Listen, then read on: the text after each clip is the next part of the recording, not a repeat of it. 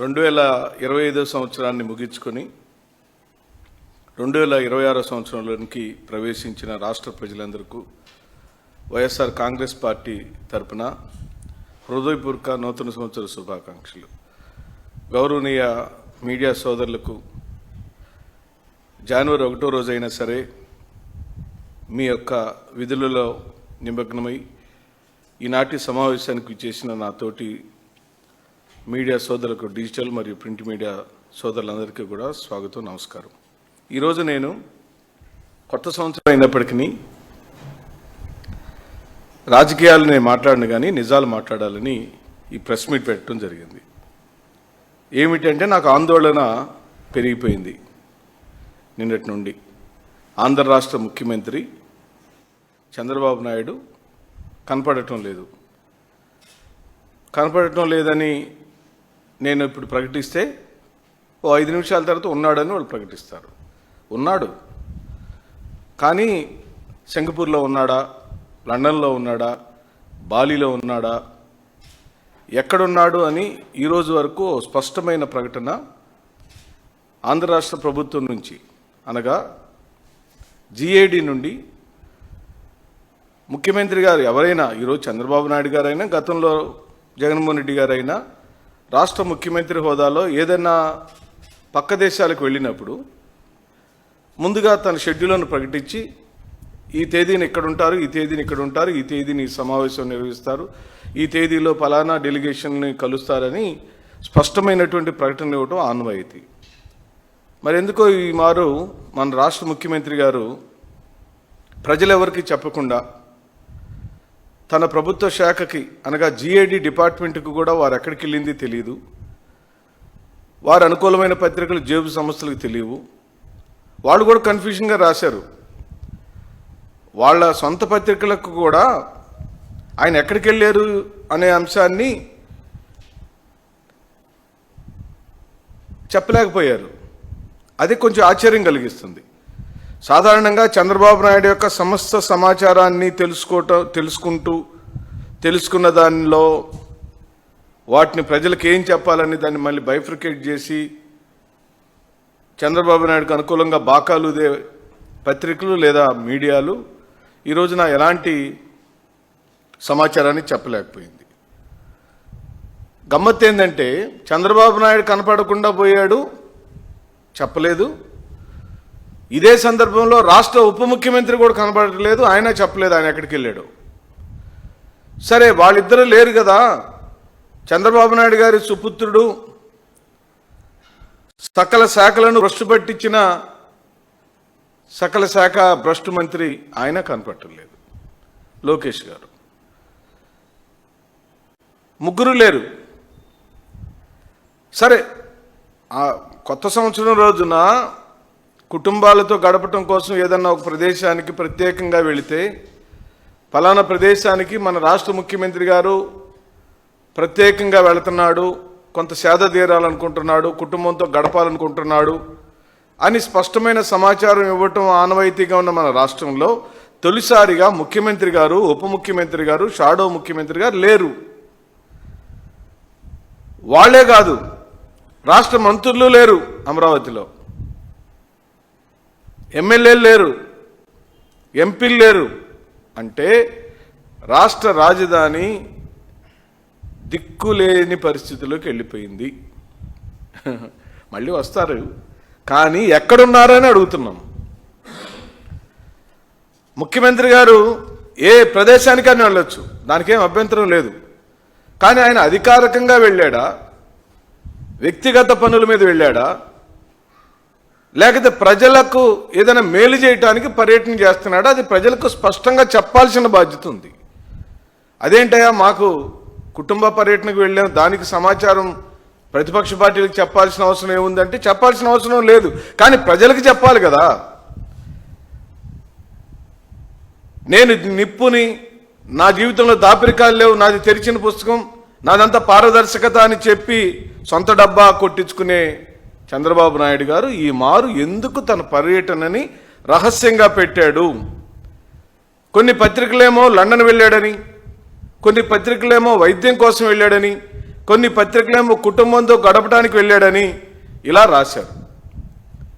వాస్తవంగా రాష్ట్ర ముఖ్యమంత్రి రాష్ట్రం విడిచి వెళుతున్నప్పుడు తప్పనిసరిగా డీజీ సాధారణ పరిపాలన శాఖకు తెలియజేసి వెళ్ళాలి. ఈ మార అలా జరగలేదు. వాళ్ళ దగ్గర కూడా వివరాలు లేవు. అంటే నా రాష్ట్ర ముఖ్యమంత్రి నాతో సహా, ప్రతిపక్షాలతో సహా, ఆంధ్ర రాష్ట్రంలో ఉన్న చిట్ట చివరి ప్రజల యొక్కతో సహా మా ముఖ్యమంత్రి గారు ఎక్కడికి వెళ్ళారు అని తెలుసుకునే హక్కు ఉంది కాబట్టి ప్రజల పక్షాన ఈ రోజున అధికార పార్టీని ప్రశ్నిస్తున్నాం. మీరు ఎక్కడికి వెళ్ళారని అడుగుతున్నాం. ఎందుకింత దాపరికంగా వ్యవహరిస్తున్నారని అడుగుతున్నాం. ఎక్కడికి వెళుతున్నారో చెప్తే సరిపోతుంది కదా, ఎందుకు చెప్పటం లేదు? ఎందుకు చంద్రబాబు నాయుడు గారు లండన్ వెళుతున్నారని మీడియా ద్వారా ప్రజలకు తప్పుదోవ పట్టించే కార్యక్రమం జరిగింది.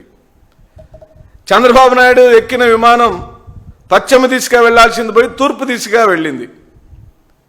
దారి మళ్ళిన విమానం సింగపూర్ వెళ్ళిందని కొందరు, బాలి వెళ్ళిందని కొందరు, జపాన్ వెళ్ళిందని కొందరు, ఇలా పలు రకాలుగా అనధికార సమాచారాన్ని ఫెయిలర్స్ని మీడియాలో వదిలేరు. అక్కడే ఇప్పుడు మాకు సమస్య వచ్చింది. అనధికారికంగా చంద్రబాబు నాయుడు సింగపూర్కి ద్వితీయ పౌరసత్వం కలిగి ఉన్నాడు. సింగపూర్ అంటే ఆయనకు అత్యంత ప్రీతిపాత్రమైనటువంటి నగరం. సింగపూర్ కూడా ఆయన ఇష్టపడుతుంది, ఆయన సింగపూర్ని ఇష్టపడతాడు. ఈ దేశంలో ఏ ముఖ్యమంత్రి వెళ్ళాలని సార్లు మన రాష్ట్ర ముఖ్యమంత్రి అయిన నారా చంద్రబాబు నాయుడు గారు సింగపూర్కి పదే పదే వెళుతూ ఉంటాడు. ఆయనకి సింగపూర్ అంటే ఇష్టం.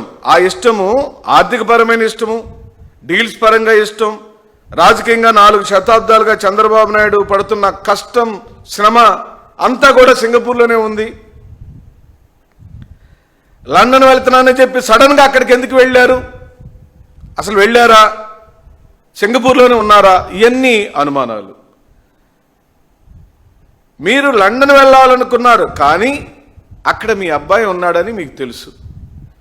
ఇప్పుడు అబ్బాయికి నాన్నగారికి ఏమో తొందరగా నాన్నగారు మీరు దిగిపోతే నేను మరి ఎక్కాలి కదా, మన కుటుంబంలో ఒప్పందం అదే కదా అని రోజు ఘర్షణ జరుగుతుంది. మీ అందరికీ తెలిసిన చరిత్ర నేను కొత్తగా చెప్పాల్సిన అవసరం లేదు.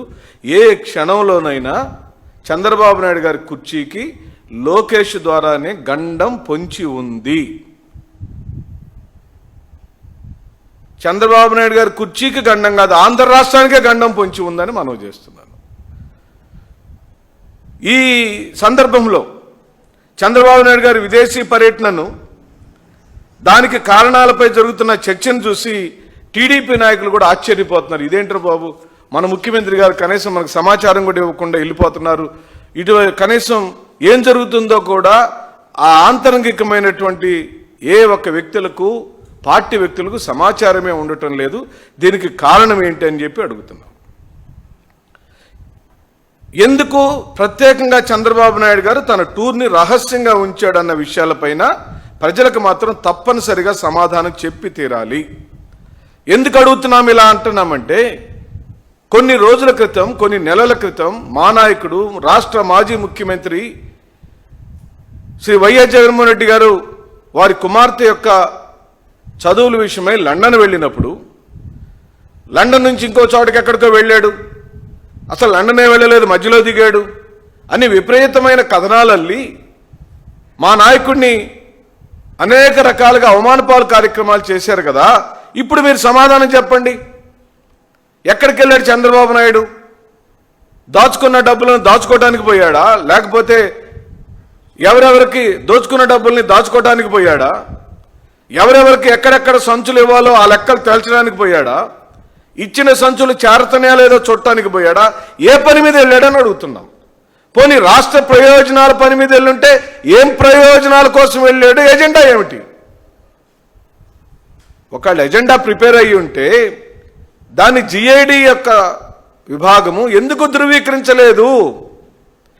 ఎందుకు ఆయన యొక్క పర్యటనలలో రాష్ట్ర ప్రజలకు సంబంధించిన ఈ అంశాల మీదన ఆయన పర్యటించబోతున్నాడు, ఈ అంశాల మీదన మీటింగ్ జరగబోతుంది, తద్వారా రాష్ట్ర ప్రజలకు ఇంత మేలు జరుగుతుందని తెలుసుకోవాల్సిన బాధ్యత మా మీద, అందరి మీద, ఈ రాష్ట్ర ప్రజల ఉందని నేను మరోమారు మనవి చేస్తూ, ఏ రాష్ట్ర ప్రభుత్వంలో మనం చూసాం, 1 కాదు 2 కాదు 3 విమానాలు ఈ రోజున ఈ రాష్ట్రంలో వాడుతున్నారు.